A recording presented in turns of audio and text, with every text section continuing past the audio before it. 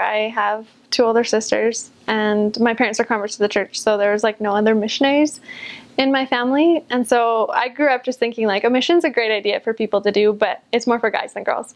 You know, I was before the missionary age change, so I was like 21, and a couple of people started asking me. They're like, oh, you know, are you thinking about going on a mission? Like, is that something that you'd want to do? And I realized that like more and more people were asking me that, and I was like, why does everybody keep asking me that? Like, this isn't something that I've thought a lot about. But then a friend actually organized getting together with the sister missionaries to go on, it's not called transfers, what is it? Anyways, when I would like go and tract with the sisters. And so I went and I did that, and it was really neat experience because I was able to like clear up any fears that I had about going on a mission.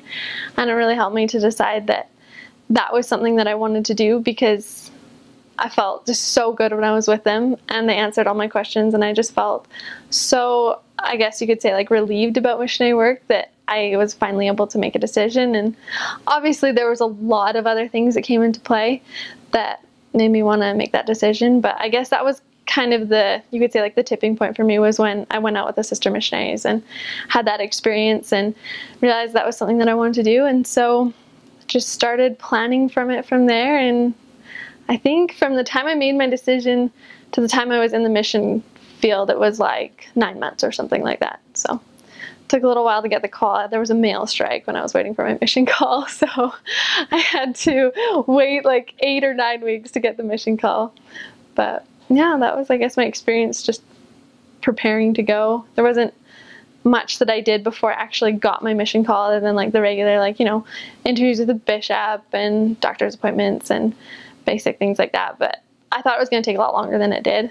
Like, I thought that all the appointments were going to take forever, and it was just kind of like, oh, okay, I'll, you know, get this over with. And it was, I knew that Heavenly Father wanted me to go because everything just worked out. When I got my mission call, I want to say I got it in August, and I didn't leave till January.